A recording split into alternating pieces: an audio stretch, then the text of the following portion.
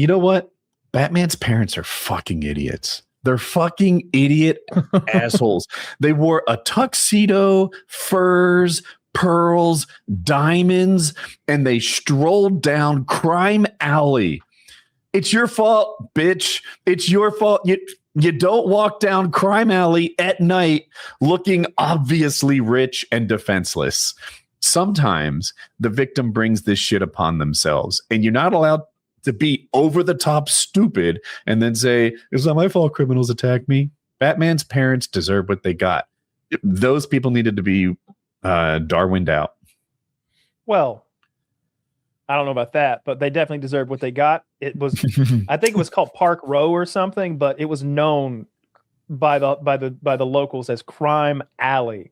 And like every time I watch, I'm so glad the newest Batman, they don't go back to that and show us that same scene of Martha's pearls getting snapped and rolling through the alley as the gunshots go off and the little boy looks on in horror. I'm so tired of seeing that scene remade every generation. Like I don't know where Batman came from. I know where Batman came from. There is no one in this movie theater who's like, so he's like just a guy who dresses as a bat? Oh, he's rich. Oh, okay. Bruce is it? Like, no one is here saying any of that. We all know who fucking Batman is, where he came from. Like, it's not necessary to do an origin story. Yeah. Mm-hmm. Well, they're not real. You know, it wouldn't have been as good a story if they were still alive. He kind of needed that character development, Batman. There's an alternate universe where the wife dies and the son dies. Little Bruce dies in that shootout in the alley. And the father becomes Batman, and so he's an old Batman. That's a pretty interesting, like alternate, DC universe where it's old man Batman. It's probably not very good. What's the alternate universe cartoon? I really liked it. I forget the name of it. It's Marvel. It's Marvel. Captain America is a girl. What if? Yeah. A lot of it is mixing up superheroes. Like, what if? This person got bit by a spider instead, or this person got the Captain America serum.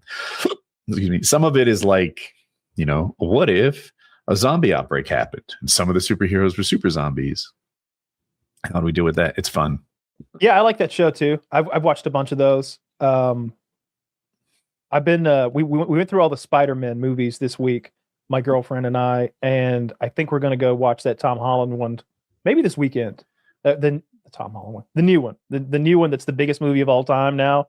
That's gonna make $2 billion somehow. That's crazy.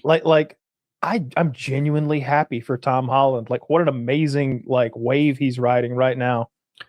He had a smaller role in the Odyssey, but obviously that made $1 billion, and it's a huge news story and big movie for the year. And then his Spider-Man movie is gonna make $2 billion. I was reading, he's the second hottest actor ever to live.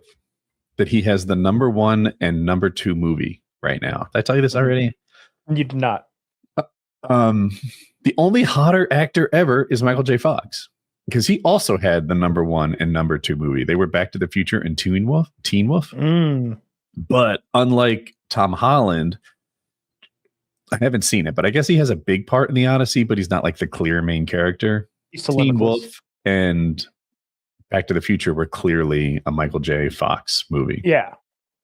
Jim Carrey had a wild run of movies in the 90s. Like, if you look at what he did in the 90s, it's crazy the amount of money those movies were making on small budgets. Like, he couldn't miss. Yeah. For the longest time. Tom Holland feels can't miss. But I don't know. I'm glad someone else is betting $250 million that they'll get at least that much every movie. Yeah, it was $225 million was the budget, and then marketing is usually like that again sometimes, like almost that again. But gonna make $2 billion, and to make it with your wife, that's got to be just so fun and so rewarding. I think she got paid $300,000 for the first one, and I think this one she made like $5 to $8 million. And I was like, that helps the negotiations that you're married to Spider-Man. Yeah, and her movies seem to be hits, like consistently hits. She's either choosing great movies or doing a great job. Yeah, that's always the deal with actors. She's done like 3 or 4 movies this year. She did that romantic comedy with Robert Pattinson where they're like getting married or something, and then Dune with Robert Pattinson, and then Spider-Man, and then Bernthal. He did The Odyssey and Spider-Man. I wonder what's a bigger deal, choosing the right movies or making your movie great? Because I'm looking, like, I think DiCaprio, maybe he gets choosing the credit right for scripts, both. you mean? Or Sure. maybe the right projects, whatever. Yeah, projects, movies. Yeah, like obviously, script is a huge part of what makes a movie good. The director and But you can look at the director and the budget. studio, and yeah. So, like Forrest Gump, for example, I think if a lot of actors play that role, it's not a very good movie. That it was a script that was just fine. There's a story that was just fine. But if I star in that movie, none of you have heard of it. Tom Hanks took a medium movie and made it one of the greats. I'm looking up who else tried out for that role. So John Travolta, Bill Murray, and Chevy Chase were offered or considered for the part of Forrest Gump. So Chevy Chase is garbage. That would be terrible. Bill Murray's interesting. Yeah. He sort of plays like a slow, goofy character in Caddyshack. And in a lot of stuff, I suppose. John Travolta played a mentally retarded man in a movie about 3 years ago. It's a movie called The Fan. And it's one of those movies that's so awful and embarrassingly funny at times. It's really gruesomely bad. He's trying to play like an obsessed... He's a retarded man who is a super fan of like some Hollywood actor. And he's like in the guy's house, like while the guy's asleep, like kissing him on the forehead. The guy doesn't know he's in his house. Like he's a loon. It's a bonkers movie. Fine. I hate that fighting scene, and I'll tell you why. The jump cuts. Oh. If a scene, especially a fight scene, has jump cuts every 1.5 seconds, they want you to feel anxiety, but they can't tell a story. You watch like that Batman movie that everyone loves, The Dark Knight. Watch the fight scenes in that, and there's a jump cut every second. Every second they change camera angles, and that just means your actors can't fight and your choreographers can't do their job either. And in that tank scene, the jump cuts make me crazy. Yeah, the Batman fight scenes aren't great, but I liked the little bits of dialogue between like Bane and Christian Bale. Like that was still kind of fun, where he's like, "You didn't expect to find a strong retard down here, did you?" Wow. That's not how I remember it. I don't know what I expected. All right, this is why you just... Those were some really difficult dialogues to get through. He's like, "Where's the others?" Okay. And you think I'm difficult to understand? Watch this clip. This is why the Batman, Robert Pattinson, is my favorite Batman. He's better than Christian Bale Batman. He's a superior Batman. I really, they're making the new one. It's been super delayed. Holy shit! Not one jump cut in this fight scene. Yeah, but it's just a guy. It's just punching. Just whooping him. And now the fucking... I haven't seen this one. I'm going to stop watching because I want to. But I'm impressed with what I saw. Yeah. Did you timestamp it on purpose? It was right before the fight. Yeah.